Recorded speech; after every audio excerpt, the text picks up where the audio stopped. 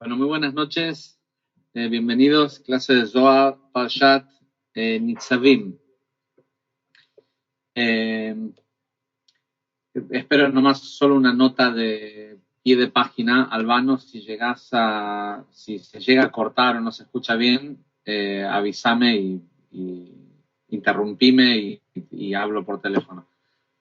Ok, la porción de esta semana es un que marca una especie de cambio en el trabajo que tenemos que hacer en los días previos a Rosh Hashanah. Si bien sabemos que todas estas porciones que hemos tenido desde el comienzo del mes de Elul tienen que ver con Rosh Hashanah, esta es la más notable o la más importante en cuanto a su relación con Rosh Hashanah. En primera instancia, esta porción ocurre, de hecho nos dice la misma Parashá que esta porción ocurre el día 6 de Adar, el mismo día en el que Moisés iba a dejar el mundo. Ahora sabemos que el día en que un tzadik deja el mundo,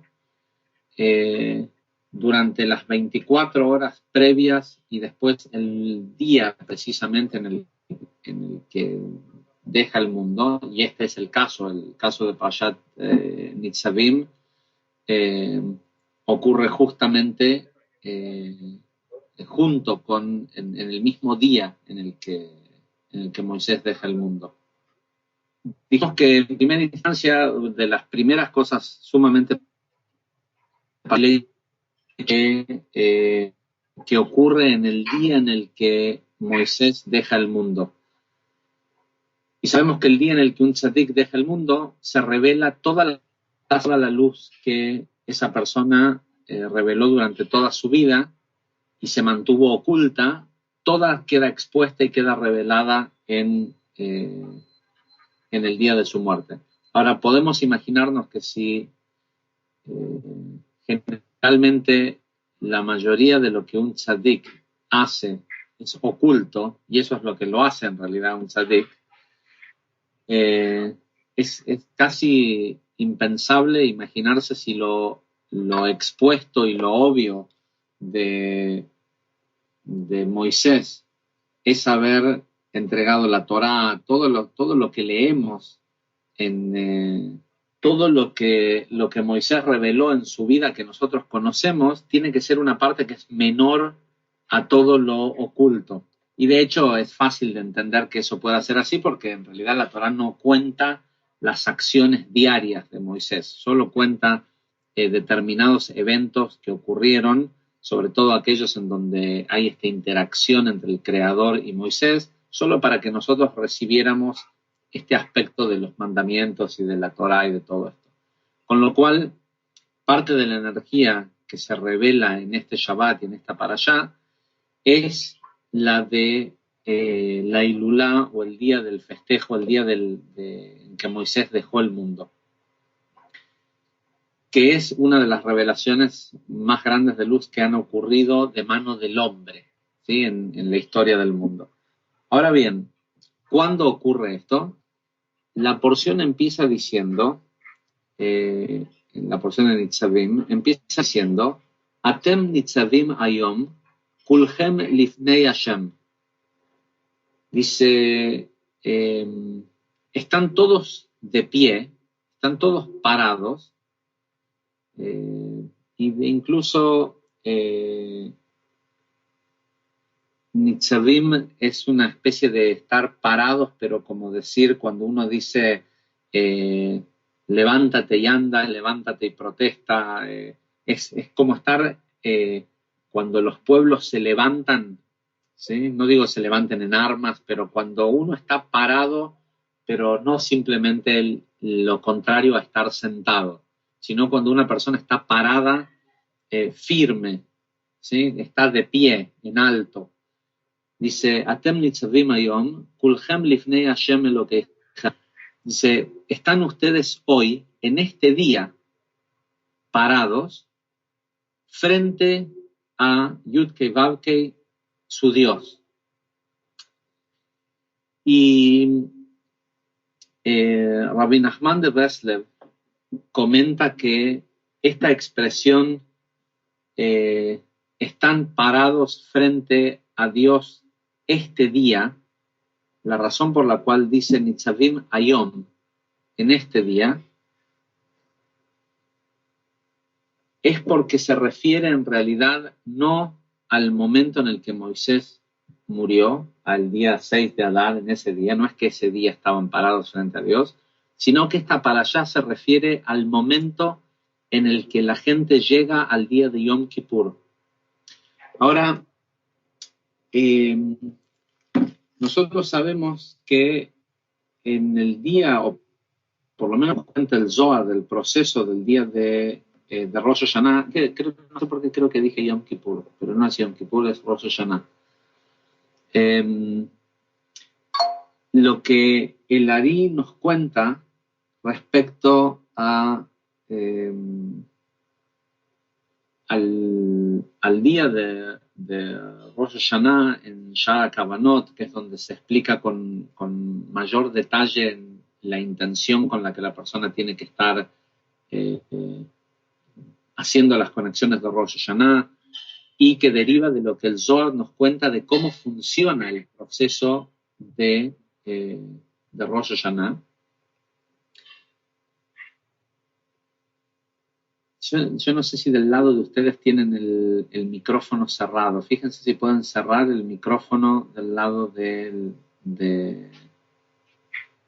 ya que no hay necesidad. Si quieren, si me necesitan decir algo, me escriben, pero en lo posible ciérrenlo, así no me interrumpe el ruido y no siento que me están hablando.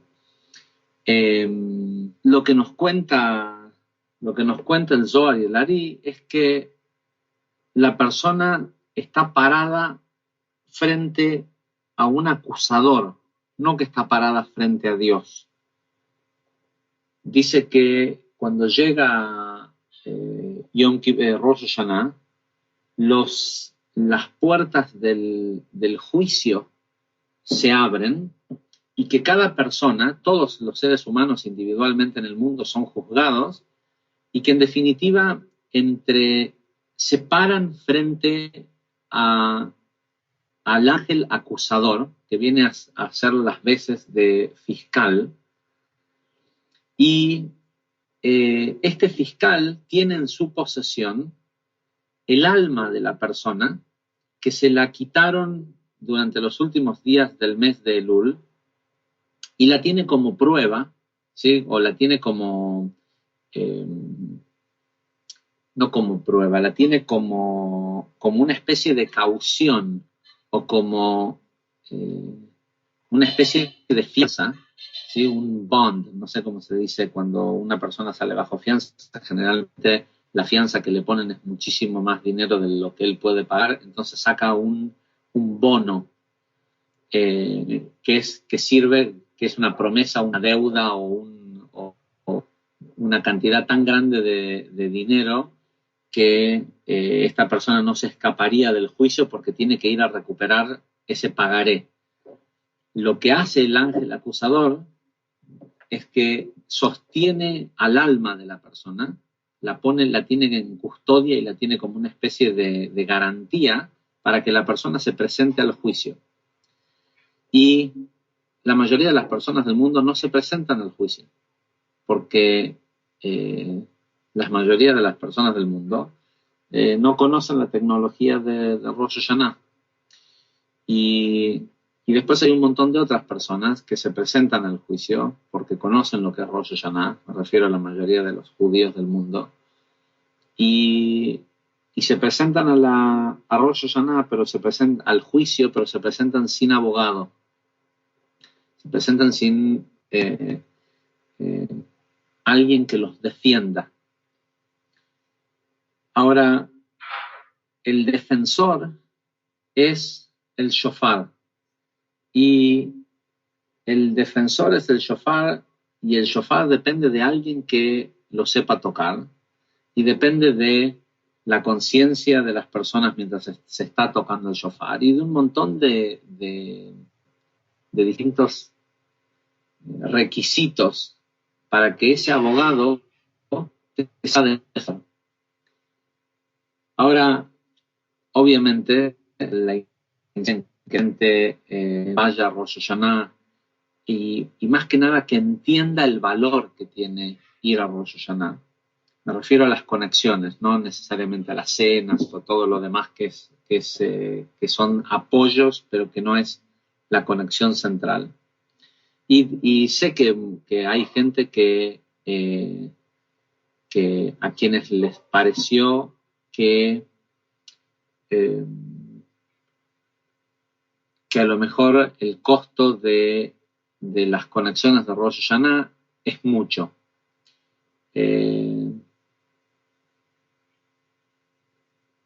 Y teniendo eso en cuenta, igual las dejamos así como están. Una, porque si me preguntan a mí personalmente, creo que cualquier persona enferma, si le dijeran que tiene que hacer un tratamiento, si una persona que se estuviera muriendo, ¿sí? Si le dijeran que tiene que hacer un tratamiento que dura 48 horas y que cuesta $30, estoy seguro que lo haría. También estoy seguro que a cualquiera de las personas que asisten a Kabbalah aplicada, hacen que hay un recital de algún cantante del cual es fanático, o si hubiera algún actor o lo que sea, y pudiera pasar 2 días seguidos, ¿sí? 48 horas con esa persona o escuchando ese recital por $30, que es lo que cuesta, digo $30, más o menos son $35, $36, lo que es el equivalente a estos 500 pesos, estoy seguro que lo harían, ¿sí? Después está la gente que no entiende el valor, no entiende que de repente su alma está siendo sostenida por alguien más y que se la devuelven, y con qué calidad de vida para el resto del año se la devuelven depende de lo que ocurre en esas 48 horas. Si la persona no lo entiende y no está dispuesto a gastar eso, pero lo estaría dispuesto a gastar en otras cosas, si la persona no lo entiende, sin el entendimiento va a ir y no le va a hacer efecto tampoco, ¿sí? Es decir, hay un pequeño aspecto de que la persona haga un esfuerzo, sobre todo porque si alguien viene y nos dice, mira, no lo puedo pagar, pero lo voy a pagar así o así, a nadie se le dice que no. Pero bueno, comunicar efectivamente que la gente entienda realmente que su vida depende de Rosh Hashanah. Pero bueno, ojalá los que sí lo están escuchando sean gente que lo entiende y que les digo más, pones una clase en el calendario por el mismo valor acerca de Kabbalah y sexo, Kabbalah y almas gemelas, Kabbalah y reencarnación, algo que es divertido, ¿sí? Y seguramente la gente toma un curso de 6 clases, ¿sí? De 6 horas, y vamos a estar durante por lo menos el tiempo que a mí me toca oficiar, qué sé yo, creo que no es menos de unas 18 horas continuas en los 2 días. Pero bueno, más allá de que el que lo entiende, y el que no, bueno, para eso tiene la vida y las causas y los efectos hasta que lo pueda entender. Pero bueno, la idea es que la persona está parada ahí frente a un fiscal y a un abogado, en este caso que será el shofar y lo que sea, pero no dice el Zohar o el Ari que la persona se para frente a Dios. Sin embargo, Rabbi Nachman de Breslev, que fue un gran cabalista, dice que esta frase, Atem nitzavim ayom, ustedes están parados hoy, se refiere frente al Dios, se refiere al día de Rosh Hashanah. Y hay algo que es muy interesante, porque tanto para el momento en el que uno escucha el sonido del shofar, como en el momento que uno hace un proceso en Yom Kippur que se conoce como confesiones. La persona se lee una serie de confesiones, la mayoría de cosas que uno no ha hecho. Tanto para escuchar el shofar como para hacer ese proceso, los sabios dicen que la persona la tiene que hacer con la cabeza hacia abajo, con la cabeza gacha, como si estuviera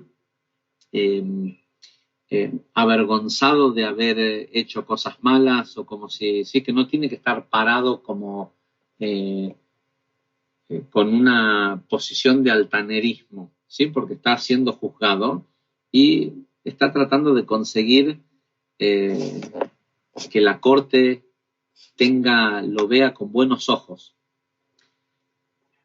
Y, sin embargo, la frase dice, están parados en alto. Y en realidad es la misma cosa. Nada enaltece más ante los ojos del Creador que una persona que se para con humildad. ¿Sí? Eso es pararse en alto, que es distinto a lo que la gente cree que es estar parado en una forma enaltecida. Generalmente la gente piensa que estar parado en alto es estar con una posición de altanerismo, ¿sí? Viéndose altanero, firme, fuerte. Y sin embargo, lo que nos dice esta parashá es que lo que hace que ante los ojos del Creador una persona se vea así es que esté parado humildemente. Y que cuando la persona está parada humildemente, dice que en realidad, en lugar de estar parado frente al acusador o frente al abogado o a esa corte, está parado frente a Dios. Y muchos de ustedes ya han estado otros años en Rosh Hashanah con nosotros y conocen, ya han escuchado más de una vez esto que estoy por decir. Pero es importante refrescarlo y tenerlo consciente, porque a partir de esta semana que entra la energía de Parashat Nitzavim, es bueno tener esto en cuenta. Hasta ahora el trabajo que vinimos haciendo es un trabajo de observar lo que ocurre en nuestras vidas y de corregir, de volver a su estado original cosas que hemos hecho mal. Pero lo que viene ahora, de aquí hasta Rosh Hashanah, es asumir que hemos hecho algunas cosas mal. Más allá de que entendemos de que lo decimos, de que la persona no se equivoca, porque lo que la persona está haciendo es que va a través de eso que hizo, que entre comillas sería algo malo, es bueno para él porque le va a traer un aprendizaje que lo va a sacar de ese aspecto del mal. Pero el hecho es que conscientemente hemos hecho cosas que sabemos que están en contra de los mandatos o los preceptos de la Torah. Y si los hemos hecho es porque todavía no estaba, no se había fijado en nosotros el conocimiento de hacerlo de otra manera. Y por eso es bueno el haberlo hecho mal y que después venga una consecuencia y demás. Pero en realidad conscientemente sabíamos que es algo contrario a lo que la Torah dice, y sin embargo lo hicimos.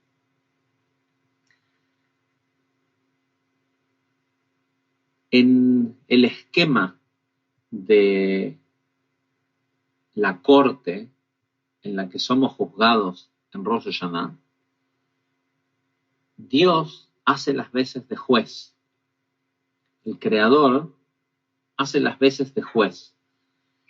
Y lo que nosotros queremos lograr es estar frente al juez. ¿Por qué? Porque sabemos cuando estudiamos la primer clase, el primer curso de Kabbalah, que no hay aspecto de juicio alguno, no hay aspecto del mal, no hay dolor, no hay nada de lo que nosotros llamamos negativo o carencia en la conciencia del Creador. Entonces, si yo puedo llegar al juez, está garantizado que ese juez es puro amor y misericordia. El tema es que tengo que poder llegar a él, y entre medio tengo a el fiscal y a mi abogado. Uno defendiéndome y el otro acusándome. Y el acusador tiene miles y miles, tiene 5.774 años de experiencia en acusar a la gente en el día de Rosh Hashanah. O sea que es un acusador astuto que además conoce todo lo que hiciste, porque él estuvo ahí para tentarte para que lo hicieras, y tiene como testigos a cada uno de los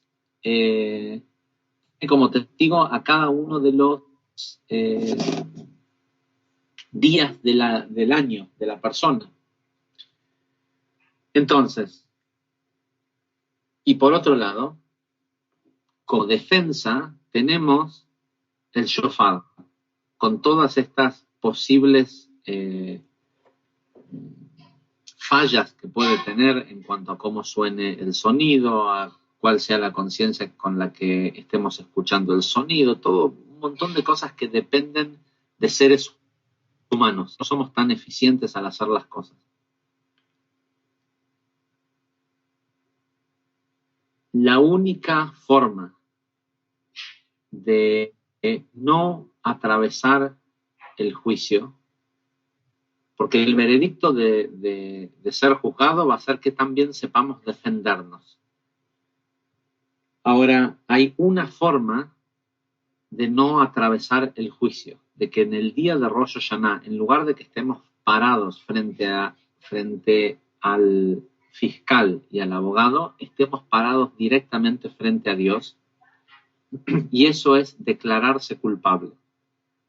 El abogado puede tener toda una gran estrategia y el fiscal puede tener una tremenda estrategia para hablar durante horas para tratar de acusarte. Sin embargo, si en el momento que lo primero que se hace al principio de un juicio, se le pregunta a la persona cómo se declara. Si la persona se declara inocente, hay un juicio. Si la persona se declara culpable, va directamente a sentencia. ¿Sí? Se determina según lo que el crimen que ha hecho, cuál es la sentencia. Ahora, cuando la persona, ¿y quién sentencia? El juez. Es decir, que cuando la persona se declara culpable en Rosh Hashanah, cuando baja la cabeza y se presenta ante Rosh Hashanah con humildad, ese día la persona está parada frente al Creador. Y ese es el día en el que se determina la calidad de vida que vas a tener para el año siguiente. Con lo cual, lo único que podés recibir es lo que sea que el juez tenga para dar y los fiscales y las leyes tengan para dar. Y lo que el juez tiene para dar es absoluta misericordia, ¿sí? Absoluta bendición, todo lo máximo de lo máximo. Lo que empezamos a hacer como proceso desde el día de hoy hasta Rosh Hashanah es empezar a practicar. Entonces, la idea es empezar a ver las distintas situaciones de nuestra vida y declararnos culpables. No porque seamos culpables o no por lo que sea, es simplemente porque en el mes de Elul está el entender que si ese problema está en nuestras vidas, soy 100% responsable, culpable, como le quieras llamar, es de la única forma que voy a recibir la luz para poder salir de esa situación. Y de lo que se trata este Rosh Hashanah, y lo vamos a explicar más durante las conexiones de Rosh Hashanah, pero de lo que se trata este Rosh Hashanah y lo que tenemos que empezar a hacer a partir de ahora es dejar de defendernos. ¿sí? Dejar de defendernos.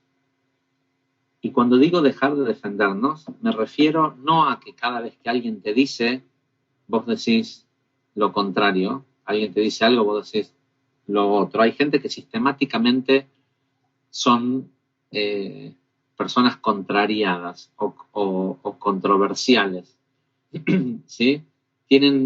Cuando ves una persona que tiene su vida contrariada, que le pasa las cosas, que nada le fluye, todo es un problema detrás del otro, es porque constantemente resisten lo que la vida les quiere mostrar y a donde la vida los quiere llevar.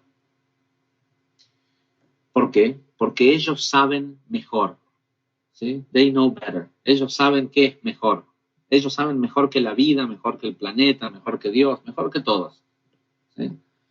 Y se paran ahí altaneramente y no pueden, están siempre parados frente a un juicio. No pueden pararse frente al Creador. Esa es la gente que es contrariada.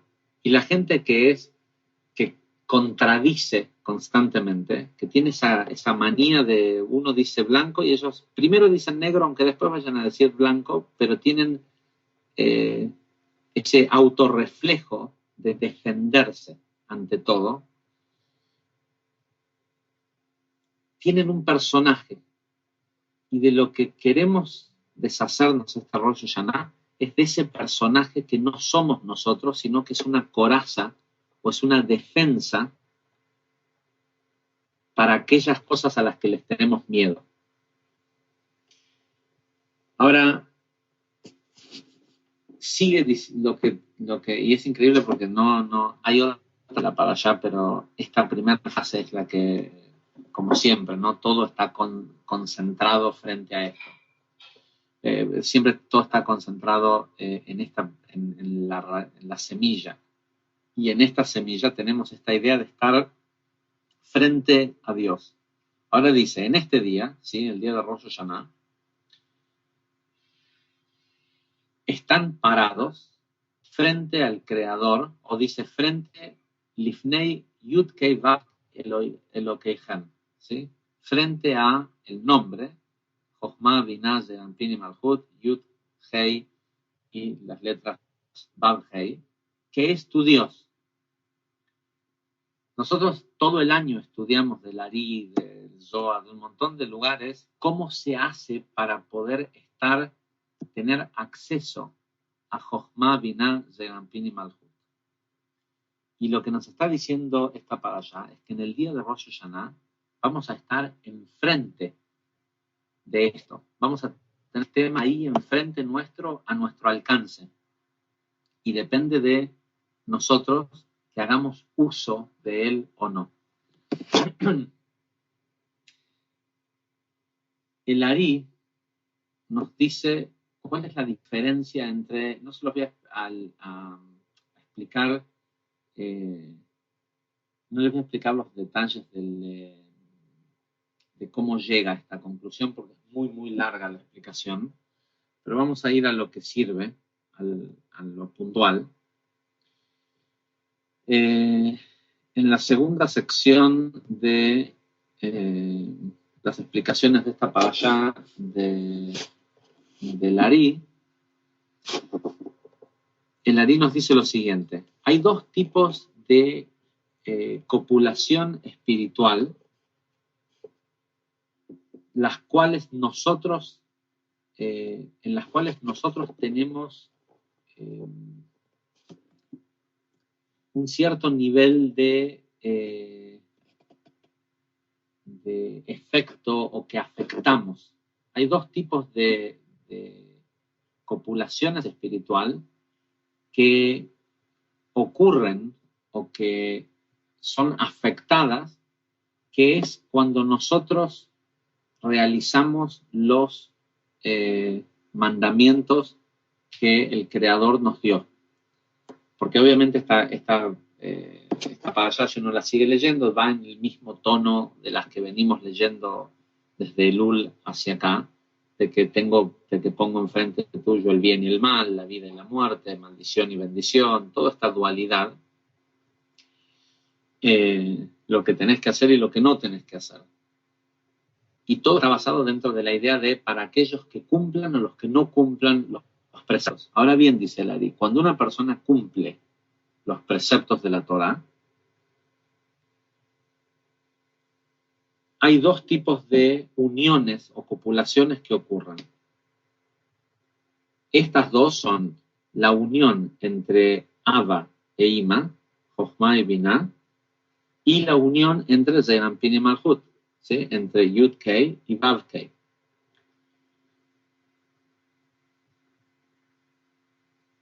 Dice, y por esto es que hay dos tipos distintos de mandamientos. Están los mandamientos que son de hacer, harás tal cosa, y están los que se conocen como mandamientos positivos, y están los mandamientos negativos, por llamarle de alguna forma, que son los no harás tal cosa.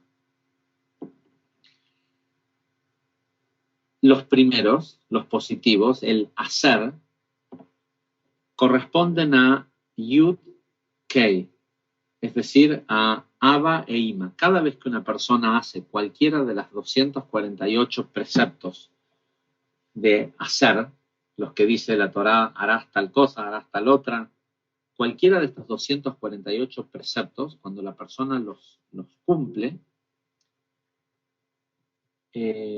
activa la unión de Jochma y Binah. Y cada vez que la persona no hace un precepto negativo, estos que están prohibidos, no harás esto, no matarás, no esto, no lo otro, la persona produce la unión de Zeir Anpin y Malhut. Ahora, esto es algo que es difícil de entender, porque si uno lo analiza con detalle, se va a dar cuenta que, por ejemplo, hay un precepto que dice no matarás. Entonces, si hoy no estoy matando a alguien, ¿estoy cumpliendo un precepto? ¿Sí?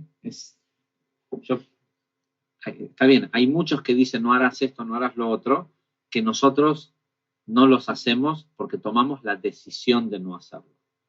Pero hay un montón de preceptos de no hacer que en realidad constantemente estamos no haciéndolos. Y lo que dice Lari es que cada vez que una persona no hace ese precepto, es decir, cumple el precepto negativo de no matar, por ejemplo, o robar. No robar ya es más difícil. La mayoría de la gente de una forma u otra roba constantemente. Sin darnos cuenta o a veces por acción u omisión le robamos el tiempo a otras personas, robamos de distintas maneras. Pero digamos el tema de matar, por ejemplo, la mayoría de la gente no está matando a nadie. Y el Ari acá dice literalmente que si una persona cumple uno de los preceptos de no hacer, eso produce la unión desde Anpin y Malhut. Es decir, que casi para la mayoría de la gente se podría decir, Zeir Anpin y Malhut están unidos. Es decir, solo con no hacer, y es raro porque en el Zeir Anpin y Malhut corresponden a lo emocional y la acción, donde pareciera que todo tiene que ver con hacer. Y sin embargo, lo que Lari nos dice, no. Vos vas a estar parado frente al Creador. Y tenés que saber que solo por no hacer un montón de cosas, Zeir Anpin y Malhut se unen a tu favor por una forma. Cada vez que la persona decide no matar, digamos, no por cobardía o por miedo a la consecuencia, sino porque es algo trabajado y evolucionado y ya ni siquiera se le ocurre, por el no estar matando, ya hay una unión entre Zeir Anpin y Malhut, entre la capacidad de manifestar cosas en este mundo. El gran problema pasa por qué voy a manifestar. ¿Sí? De hecho, la porción nos dice, ese día de Rosh Hashanah vas a estar parado frente al Creador, frente a Dios Padre, por llamarle de alguna forma, que es la energía de Abba, ¿sí? de la Sefirá de Jochma. Sí, vamos a decir de la Sefirá de Jochma. Hay algunos aspectos de Keter involucrados en Rosh Hashanah, pero vamos a por lo menos estamos parados frente a la Sefirá de Jochma. De lo que se trata es de activar la unión hacia nuestra vida para nosotros, la unión de Jochma y Binah, que solo ocurre a través de hacer preceptos positivos. ¿Sí? Acciones físicas en este mundo, decisiones que nosotros tomamos de hacer. Es fácil no hacer, ¿está bien? No digo que siempre sea fácil no hacer. Cuando la tentación le gana a la persona no es fácil, pero es mucho más fácil no hacer algo. Es decir, no sé, si digo durante 24 horas no quiero hacer ninguna cosa prohibida por la Torá, me tomo una pastilla para dormir y duermo 24 horas y voy a haber cumplido con no haber roto ninguno de los preceptos de no hacer. Sin embargo, y eso da una capacidad a la vida de la persona para manifestar cosas. La pregunta es, ¿qué es lo que va a manifestar? La conciencia de Da'at que tiene, de cómo él ve el mundo desde la dualidad del bien o el mal, o va a manifestar la idea divina de la creación de Jochma y Binah. Y eso solo ocurre a través de tomar la decisión de empezar a hacer cosas positivas. De decir, bueno, ¿sabes qué? A ver, ¿qué es lo que dice la Torá? ¿Cuáles son las cosas que estoy aprendiendo? Voy a dejar de pensar que me parece interesante y voy a decidir que este año que comienza voy a reemplazar la careta o la máscara, no sé cómo llamarle, la coraza esa, el personaje que se defiende constantemente, y en lugar de gastar energía en defenderme, voy a gastar energía en empezar a hacer cosas positivas. ¿Sí? Tal vez genial si decidiste dejar de hacer cosas negativas. Excelente. Eso te va a dar más capacidad de manifestar. Pero lo que querés empezar a buscar es qué manifestar. ¿Sí? Empezar a manifestar.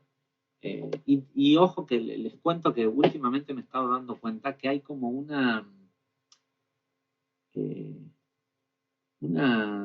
idea rara que se le forma a algunas personas cuando me escucha tanto hablar acerca de manifestar la divinidad y esto y lo otro. Todos piensan que tiene que ver con dejar de hacer, ¿sí? Dejar su trabajo y empezar a crear algo grandioso.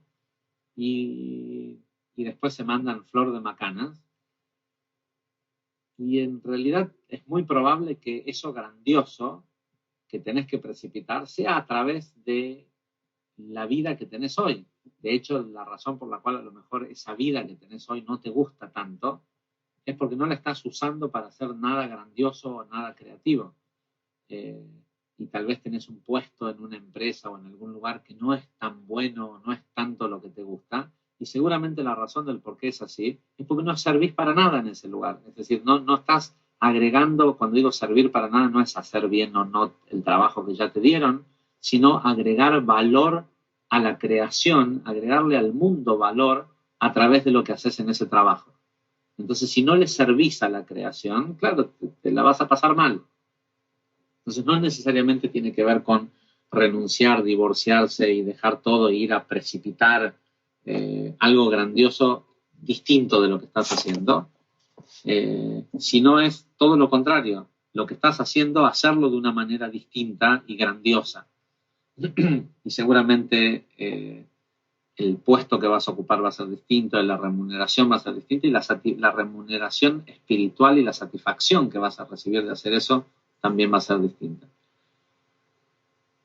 Esta para allá, no lo quiero hacer demasiado largo porque sé que es difícil estar escuchando a alguien y para mí también es un poquito difícil hablarle medio al vacío. Pero de lo que se trata este trabajo que empieza ahora es llegar a Rosh Hashanah con la decisión tomada de dejar de defendernos, es decir, mostrar quién somos. Esa coraza que ponemos es una defensa y no nos juega a nuestro favor, porque pensamos que de esa forma nos protegemos del daño que otro individuo nos puede hacer, Pero entonces la defensa depende de nosotros. Si podemos bajar esa coraza y presentarnos frente al Creador con humildad, es el Creador el que nos va a proteger. Y vamos a tener un doble beneficio. Por un lado, el no tener que estar tan contracturado con ese personaje fingiendo todo el tiempo. Y por otro lado, tener la tranquilidad de estar bajo la protección del Creador. Número 2, empezar a tomar un compromiso de no concentrarnos tanto en no hacer cosas negativas, sino que eso sea algo natural y empezar a pensar proactivamente. Que nuestra proactividad no sea que ante el problema, el desafío o la cosa negativa en nuestra vida, saber hacer restricción y manejarnos de una manera positiva. No, ser proactivos es decidir empezar a hacer cosas buenas,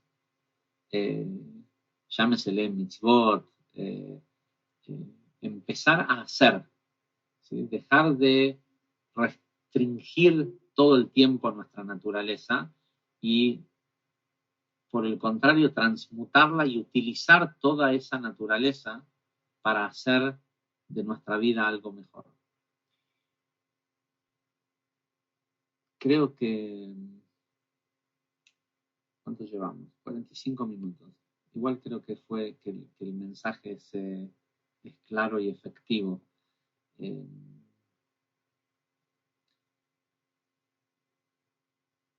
Siempre podemos pensar que estamos haciendo un gran trabajo espiritual solo porque estamos resistiendo al mal. Y la verdad es que la razón por la cual la persona hace tanta resistencia al mal es porque está constantemente corrigiendo Da'at, ¿sí? Corrigiendo esa conciencia dual del bien y el mal. Entonces todo en la vida se presenta de esa forma, de tener que hacer restricción. Pero en el momento que la persona decide despegarse, no sé si se entiende por qué lo que acabo de explicar, la persona termina siempre haciendo restricción porque lo que va manifestando en su vida es la conciencia de Da'at y es un círculo vicioso.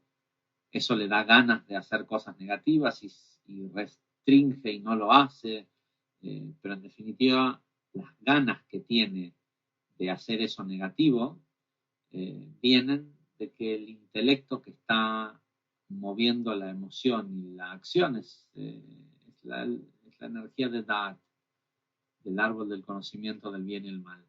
Y lo que la persona quiere hacer, o lo que queremos hacer, es empezar a ver el trabajo espiritual desde un lugar proactivo, en donde el decidir salir a hacer haga que no tengas que concentrarte tanto en restringir el no hacer cosas malas, ¿sí? Entonces, empezar a decidir qué vida quiero vivir en el año 50, en este año Shemitah, este año de descanso. Tiene que ser un año de descanso del caos, no de descanso de simplemente no ir a trabajar.